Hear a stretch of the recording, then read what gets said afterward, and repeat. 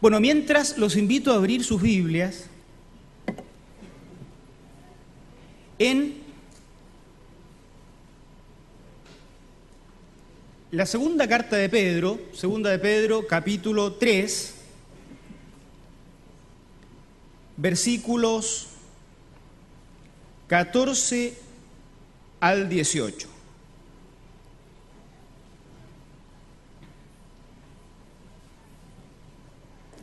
Segunda de Pedro, capítulo 3, versículos 14 al 18. Mientras damos también la más cordial bienvenida a quienes nos acompañan por primera vez, quienes nos acompañan no por primera vez, pero que no vienen habitualmente, siéntanse como en casa. Ya en marzo retomaremos nuestros 2 servicios habituales. En la temporada de verano hemos tenido solo un servicio que empieza a las 10 de la mañana. Ya pronto en marzo retomaremos los 2 servicios de la mañana. Así es que siéntanse como en casa. Las actividades de la semana también están un poco pausadas. Ya se enterarán, si vienen, de todo lo que hay, de todos los proyectos y programas para este año a partir de marzo. Hay muchas cosas, muchas actividades, muchos espacios que la Iglesia ofrece para que crezcamos espiritualmente, para que crezcamos en coinonía, en amor, como comunidad de fe, como Iglesia, para que nos formemos espiritualmente también. Todo eso lo retomamos en marzo. Así es que, bueno, de todas formas, siéntanse como en casa. El texto de segunda de Pedro, 14 al 18, dice así: Por lo cual, oh amados, estando en espera de estas cosas, procurad con diligencia ser hallados por Él sin mancha e irreprensibles en paz. Y tened entendido que la paciencia de nuestro Señor es para salvación, como también nuestro amado hermano Pablo, según la sabiduría que le ha sido dada, os ha escrito, casi en todas sus epístolas, hablando en ellas de estas cosas, entre las cuales hay algunas difíciles de entender, las cuales los indoctos e inconstantes tuercen, como también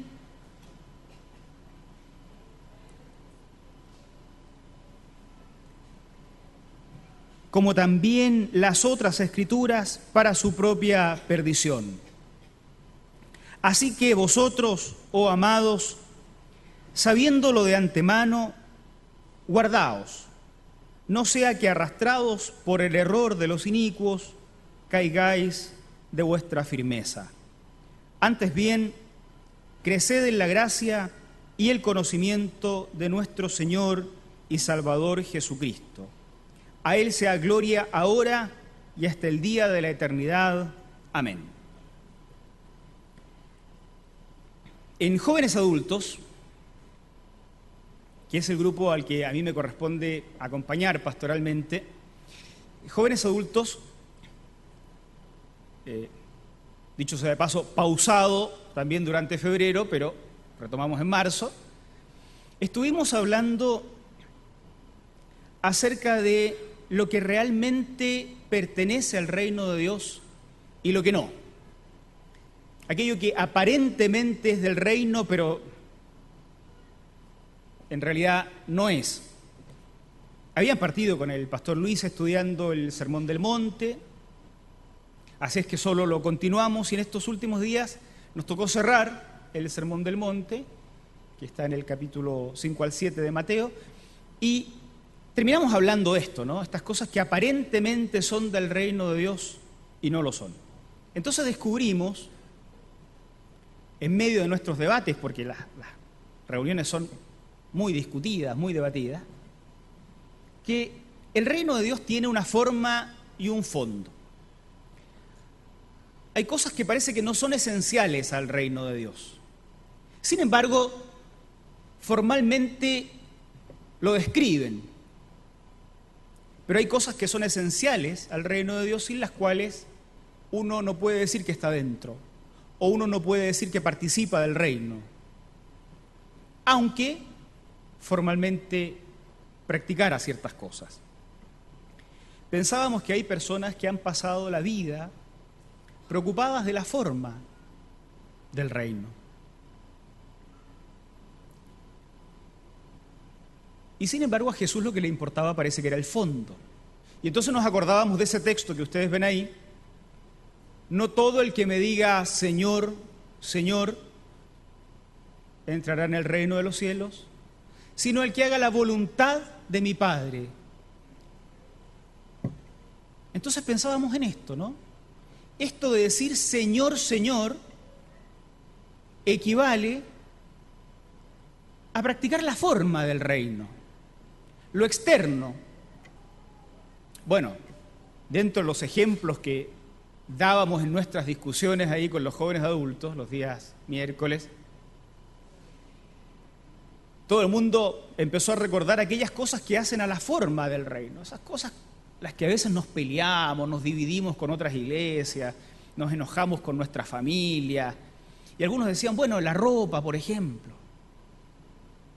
Personas que creen que una determinada forma de vestir, por eso yo me pongo corbata para predicar el domingo, porque si no...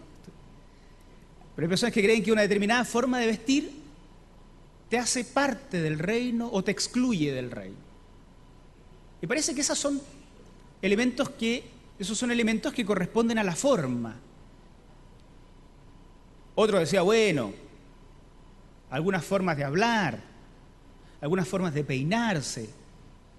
La mayoría de acá son muy jóvenes, no conocieron las peleas que habían antes por cómo se peinaban o no se peinaban las personas, las señoras, los varones.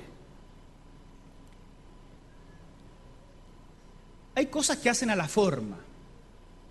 De repente hasta ciertas doctrinas que hacen a la forma. Un teólogo bien famoso decía alguna vez, algún día, no sé si será verdad, porque ustedes saben que no estamos de acuerdo sobre el pasado, menos sobre el futuro, ¿no? Algún día, decía, era un alemán, van a desaparecer la Iglesia Católica, la ortodoxa, las protestantes, las evangélicas, las conservadoras, etc. Algún día van a desaparecer todas estas formas, porque ninguna de ellas son esenciales al cristianismo. El cristianismo es anterior a todas estas formas que hoy conocemos de ser iglesia. Y seguramente van a aparecer nuevas formas, y ahí habrá que ver si participamos en algunas de ellas o no. Pero está instalada esta idea, y yo creo que de alguna forma se entiende, aunque no estemos de acuerdo en todo, que hay aspectos de nuestro comportamiento que equivalen a la forma del reino de Dios, que equivalen a decir Señor, Señor. Algo muy correcto, ¿no? Señor, Señor. Pero parece que Jesús estaba preocupado de algo más profundo, no tanto de decir Señor, Señor, o de que le dijeran Señor, Señor, sino de que se hiciera la voluntad de Dios. Y pensábamos con tristeza que hay personas que se pasan la vida peleando, discutiendo, cómo decir mejor Señor, Señor, y no se preocupan de hacer la voluntad de Dios. Hasta ahí estábamos bien. Pero luego entonces surgía el tema más peliagudo, que era hacer la voluntad de Dios. Y entonces nos acordamos de este otro texto, que acá ya lo hemos leído varias veces. No se conformen a la forma de pensar de este mundo.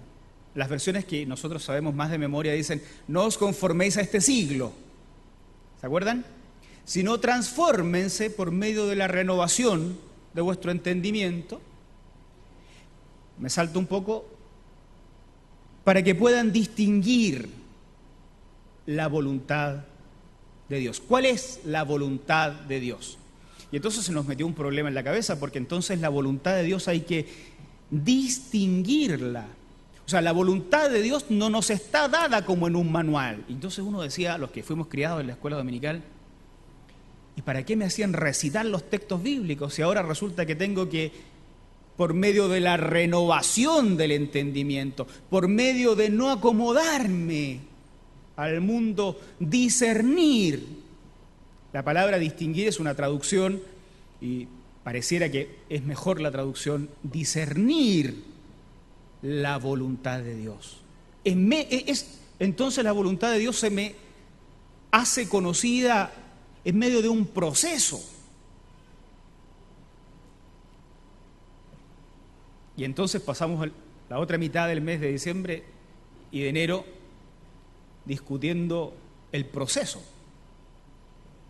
Porque la voluntad de Dios entonces hay que discernirla en un proceso que incluye primero la incomodidad con el mundo presente. Y aquí yo quiero decir algo, porque el mundo presente, normalmente los evangélicos hemos hablado del mundo como lo que está desde las puertas de la iglesia para afuera. Las puertas del templo para afuera es el mundo. Y de las puertas del templo para adentro no es el mundo. Y la verdad es que el mundo presente incluye algunas prácticas que nosotros mismos hacemos a veces. La incomodidad con lo que hacemos, la incomodidad con cómo están las cosas, es el primer paso del proceso para discernir la voluntad de Dios. Claro, me parecía después tan lógico, y a todos nos parecía un poco lógico, que cuando crees que las cosas están perfectas, que estamos en el cielo ya, no te preguntas por la voluntad del Señor. ¿Para qué me voy a preguntar si ya las cosas son celestiales? Está todo perfecto. Pero cuando el presente te causa incomodidad porque ves la injusticia, me refiero en la sociedad entera, incluidos nosotros que somos parte de la sociedad. Cuando el presente te causa incomodidad porque ves la miseria, porque ves la injusticia, porque ves el maltrato, porque ves el pecado. Bueno, lo que dije antes era pecado también, la injusticia, el maltrato. Entonces te preguntas, ¿cuál es la voluntad de Dios para mí? ¿Qué tengo que hacer ahora que veo injusticia, maltrato, pobreza, miseria, opresión y otro tipo de pecados que podamos agregarle a eso? Por eso me parecía muy razonable esto, ¿no? Que dentro del proceso de entender y buscar la voluntad del Señor, primero venga la incomodidad con el mundo presente. Y por eso la voluntad de Dios no la buscan los que sienten que todo está bien. Pero además de la incomodidad está esta transformación de nuestra forma de pensar. Todo esto para recién discernir. Todo esto para recién llegar a decir, por acá sospecho que va. Y entonces con temor y temblor, con el auxilio de tus hermanos, porque la voluntad de Dios no se interpreta en solitario en un monte, con el auxilio de tu familia, de tu novia, de tu novio, de tus amigos, decides caminar por donde percibes que Dios te está guiando, con temor y temblor. Me caso, inicio el noviazgo, termino el noviazgo, voy por esta carrera, voy por esta otra. Todo eso como un proceso en el cual has llegado a discernir la voluntad del Señor. Bueno, y en este proceso, no solo la conversación con los amigos, no solo la oración permanente, sino el estudio de la palabra de Dios es parte importante del proceso de discernir la voluntad de Dios. Y de eso se trata el texto de hoy.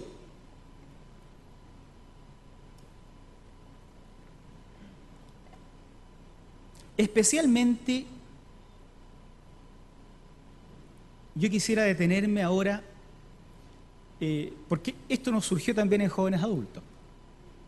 la palabra de Dios obviamente es fundamental en nuestro proceso de discernir, distinguir la voluntad de Dios. Pero decir palabra de Dios o decir Biblia no basta. Porque cuando empezamos a leer la Biblia, cuando empezamos a leer esta palabra de Dios, entonces surgen otras cosas. Porque resulta que los de otras iglesias también leen la palabra de Dios y llegan a conclusiones distintas a las nuestras.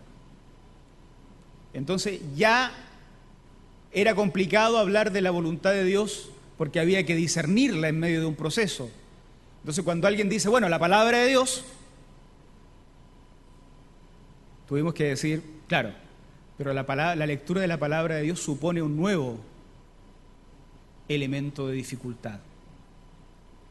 Especialmente los versículos 15 y 16.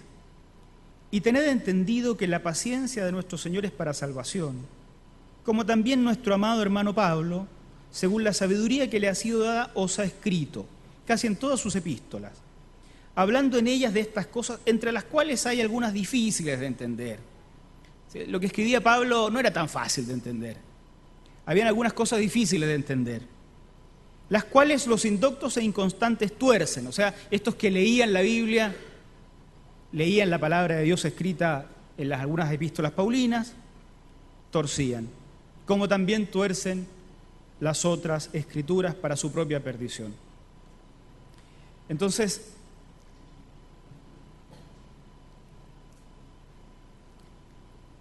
esta palabra de Dios, al ser leída, supone un nuevo problema. Primero, la palabra de Dios puede ser tergiversada. Hay una práctica evangélica muy arraigada, es esta de citar textos bíblicos por todos lados. Frente a una discusión, frente a una conversación familiar, cuando ya no hay mucho argumento, ¡pum!, alguien tira un texto bíblico como si eso fuera suficiente y el resto tuviera que ahora guardar silencio porque me tiraron un texto bíblico, y entonces es la carta ganadora el texto bíblico. La verdad es que la palabra de Dios puede ser malinterpretada. Y muchas veces es malinterpretada. Hace poco escuchaba a un predicador que se jactaba delante de todos nosotros, y digo delante de todos nosotros porque nosotros no teníamos cómo competir con él. Leía la Biblia 10 veces al año entera. Entonces nosotros estábamos cada vez con la cabeza más abajo porque nos sentíamos humillados. 9 veces la leemos, pero no 10, no alcanzábamos.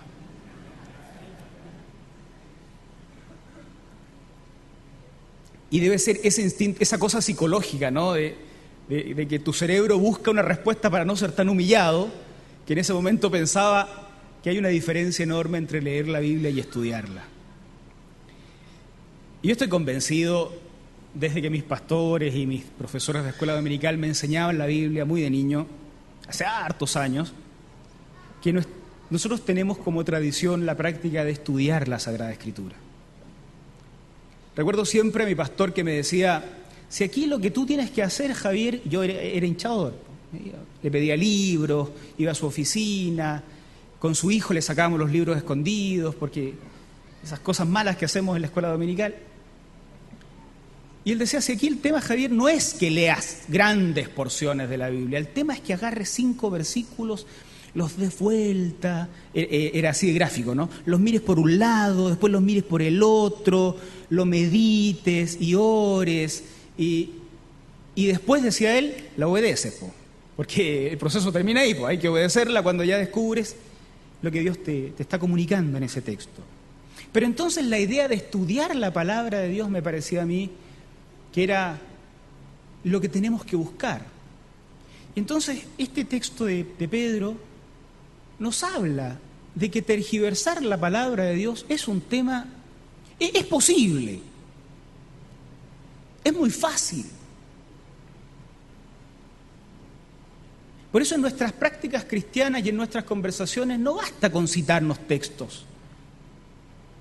Ustedes saben que el mundo evangélico ha tomado ciertas costumbres muy supersticiosas respecto de la Biblia.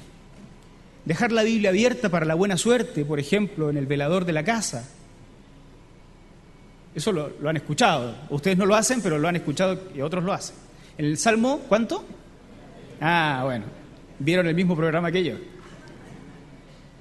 Para la buena suerte, lo que es superstición.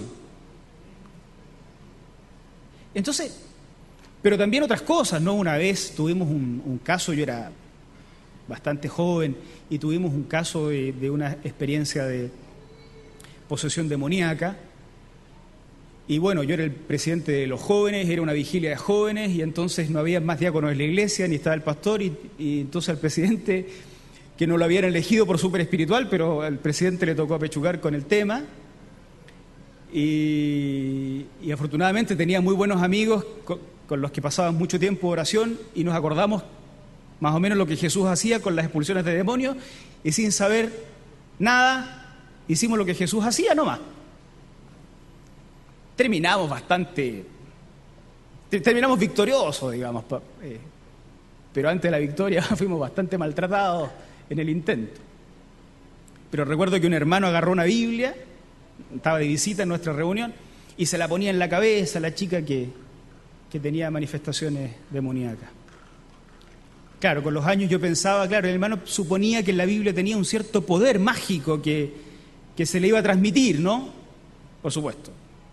Se burlaban de nosotros este espíritu demoníaco a causa de esta cuestión que era más superstición que verdad. Pero tenemos prácticas supersticiosas. Lo que tenemos que hacer es leer la Biblia en profundidad, pero saber que también al leerla, esta puede ser tergiversada, por lo tanto requiere un esfuerzo mayor.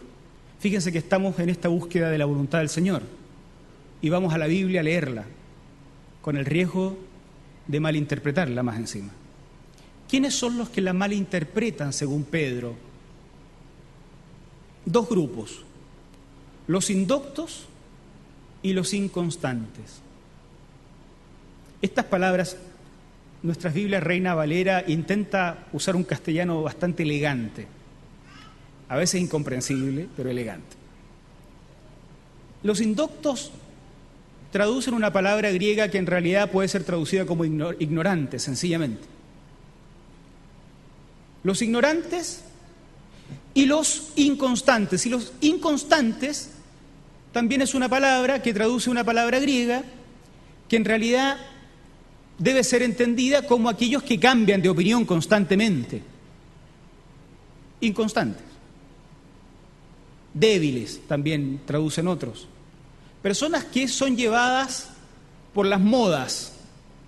Hoy día creen una cosa, mañana creen otra. Hoy día abrazan una corriente doctrinal, mañana abrazan otra, la que les suena con un volumen un poco mayor, parece. Los ignorantes y estos inconstantes están en mayor peligro de tergiversar la palabra del Señor. Entonces imagínense lo que pasa. Cuando alguien busca la voluntad del Señor y queriendo buscar la voluntad del Señor va a la Biblia, pero es un ignorante. Probablemente lo que descubra, lo que entienda va a estar equivocado. Y a veces los ignorantes ocupan cargos y ocupan posiciones de enseñanza. Y entonces transmiten la ignorancia a vastos sectores del mundo cristiano, a través de la televisión, de la radio, lo que sea. A uno le hubiera gustado que el texto dijera que los que tergiversan la palabra de Dios son los que no oran. Porque entonces uno dice, bueno, acá todos oramos. También le hubiera gustado que el texto dijera que los que tergiversan la palabra de Dios son los que no son muy efusivos. Porque entonces uno le pone un poco de ñeque, yo soy poco efusivo, pero le ponemos un poco de ñeque y nos hacemos más efusivos. Pero dice que los que tergiversan la palabra de Dios son los ignorantes y los inconstantes. Esto es doloroso hablarlo. En América Latina, en Chile también, por supuesto, porque somos América Latina,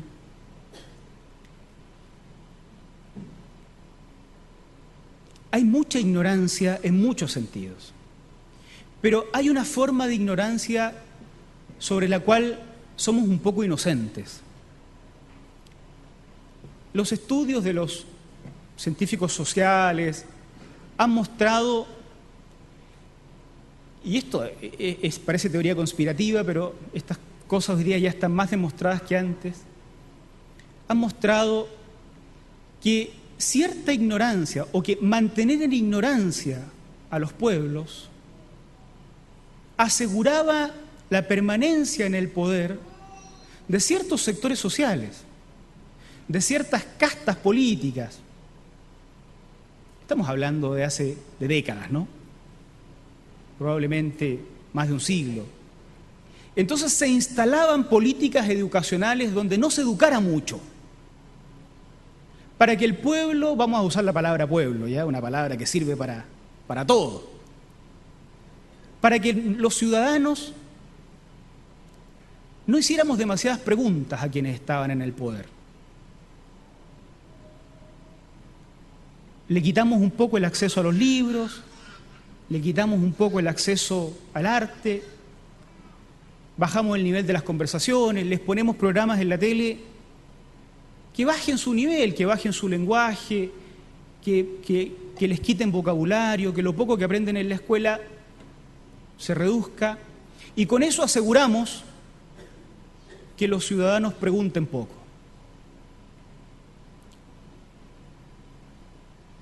Ese tipo de ignorancia, o de ese tipo de ignorancia, yo diría, casi podemos declararnos inocentes. Cuando con esa formación vamos a leer la Biblia, yo tengo abuelos analfabetos y tengo tíos analfabetos. Tengo un abuelo que aprendió a leer en la Biblia. Aprendió a leer con la palabra de Dios. Entonces, cuando con ese tipo de ignorancia, que no es nuestra culpa, uno se acerca al texto bíblico, alguien que no somos nosotros mismos nos está obligando a interpretar mal. Por eso adivinen qué fue lo que hicieron los protestantes cuando llegaron con la Biblia a América Latina primero. Enseñar a leer. ¿Cuál era la función de las escuelas dominicales en Inglaterra cuando partieron? Enseñarle a leer a los niños, para que pudieran salir del trabajo de las minas. La iglesia es siempre contracultural en eso. Primero había que enseñarle a leer, para que después podamos regalarle una Biblia. Bueno, de esa ignorancia tal vez somos inocentes hasta hoy. De aquí para adelante ya no. Porque ahora hay que empezar a leer, hay que empezar a hablar, hay que crecer. Porque entender la Biblia requiere que no seamos ignorantes, por el peligro de malinterpretar la Sagrada Escritura. Pero hay también una ignorancia de la cual sí somos culpables, porque a veces hay personas que quieren ser ignorantes, para no tener la responsabilidad de discernir por sí mismos la voluntad de Dios. Entonces así, si me equivoco, el diácono que me enseñó en la academia bíblica tiene la culpa. El pastor que me predicó tiene la culpa. O mi esposa que lleva más años en la iglesia tiene la culpa. Porque ella me dijo, y entonces como yo quiero ser ignorante, no tengo que decidir. Hermanos, quienes tergiversan la Sagrada Escritura son o lo hacen por ignorancia, pero también por ser inconstantes, llevados por modas pasajeras que invaden nuestras iglesias, que invaden nuestros países. Un día creen una cosa, otro día creen otra cosa. Algunos que somos más viejos en la iglesia evangélica hemos visto cómo el lenguaje nos ha cambiado. Antes hablábamos de santidad, de repente empezamos a hablar de prosperidad, por ejemplo. Antes hablábamos de buscar la voluntad del Señor, de repente empezamos a hablar de la visión que cae del cielo y que nadie más tiene que pensar, porque esta es la visión que yo les comunico a todos ustedes. Antes hablábamos de suplicar al Señor que si con su voluntad quería sanarnos, nos sanara, y si no quería, que nos llevara a su presencia. Hoy se habla de declarar sanidad como si Dios estuviera a nuestras órdenes, como si el pobre Dios tuviera que someterse a nuestros deseos. Esas son modas, y también los que se dejan llevar por modas tergiversan frecuentemente la Sagrada Escritura. Ojalá esto se solucionara orando, porque sería tan fácil que nos arrodilláramos todos y oráramos. Ojalá esto se solucionara por decreto, porque sería tan fácil que como consejo emitiéramos un decreto que queda prohibido ciertas cosas, pero no es así. ¿Cuál es el consejo de Pedro? Crezcan en gracia y en conocimiento. En gracia y en conocimiento. Que el poder del Espíritu Santo nos inunde, nos llene. Como creemos nosotros, somos una iglesia hija del movimiento de santidad norteamericano. La santidad es nuestro tema. En eso hay que ser experto. No en santurronería, eso es otra cosa. No en la forma, en la santidad de fondo. De fondo. Crezcan en gracia, la gracia del Señor, la gracia del Espíritu que nos inunda, esa gracia que se derrama sobre nosotros, que nos modifica, nos santifica, nos convierte, nos transforma, pero crezcan también en conocimiento, porque si alguien busca la voluntad del Señor y se acerca a la Biblia sin conocimiento, puede terminar abrazando una corriente equivocada que les va a causar más daño, más sufrimiento, más esclavitud que antes. Bien le dijo Jesús a los religiosos de su época, que recorrían cielo y tierra para hacer un prosélito, ¿se acuerdan? Y una vez hecho, lo hacen dos veces más hijo del infierno que antes. Hermanos, no nos vamos a poner fundamentalistas respecto de que nuestra doctrina aliancista es la única verdadera. La invitación no es a eso, porque nosotros los aliancistas tenemos que no conformarnos al mundo presente y percibir la voluntad de Dios también, por supuesto. Pero estamos diciendo, ¿de qué se trata el cristianismo? ¿De qué se trata el evangelio? Se trata de obedecer la voluntad de Dios, pero esa antes hay que discernirla, hay que distinguirla. Y eso es un proceso que involucra no acomodarse al mundo y modificar nuestro pensamiento. Y en ese proceso, la lectura de la palabra de Dios, el estudio de la palabra de Dios es vital. Pero ese estudio tiene que hacerse con responsabilidad, con humildad, nunca con soberbia. La soberbia es la que hace que alguno lea 2 versículos y crea que descubrió lo que ningún otro de nosotros ha descubierto. La soberbia es la que hace que no podamos ser capaces de modificar nuestro actual comportamiento o nuestras actuales creencias, como si ya hubiéramos llegado a la perfección. Debe ser leída con humildad, pero con profundidad. Bueno, de ahí viene esta palabra, ¿no? Que la Biblia debe ser, o las Sagradas Escrituras deben ser escudriñadas. El consejo de mi pastor me suena más fuerte todos los días.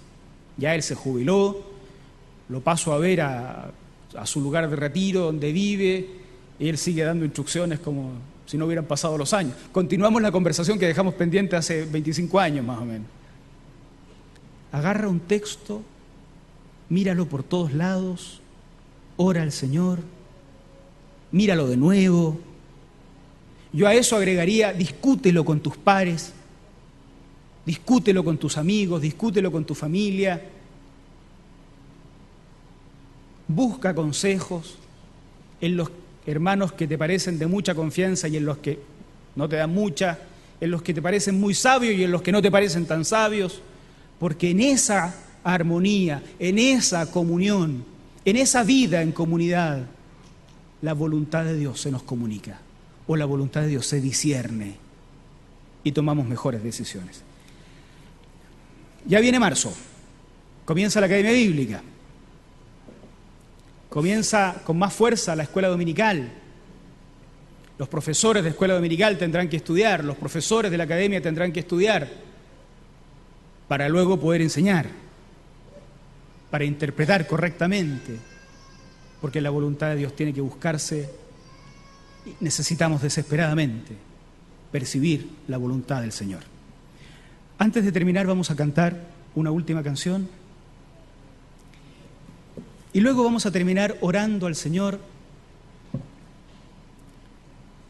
suplicando por nosotros mismos, por lo que nos queda de verano y preparándonos también quienes van a participar de este servicio para acompañar a la familia de Germán, acompañar a Maggie, que hoy está despidiendo muy tempranamente a quien fuera su marido, y sus hijos, que están también muy tempranamente despidiendo a su padre. Vamos a, después de esta canción, orar al Señor y preparar nuestros corazones, quienes van a participar en este servicio, para acompañar con un corazón cercano. Pónganse ustedes de pie, por favor, vamos a cantar al Señor. Hoy estamos aquí adorándote, cantándote a ti, mi gran Señor. Quiero subir a tu monte santo y verte ahí, mi único Rey. Hoy estamos aquí adorándote, cantándote a ti, mi gran Señor. Quiero subir a tu monte santo y verte ahí, mi único Rey. Te alabamos, Señor, con el corazón y rindo mi ser ante ti, oh gran Señor. Hoy te damos loor,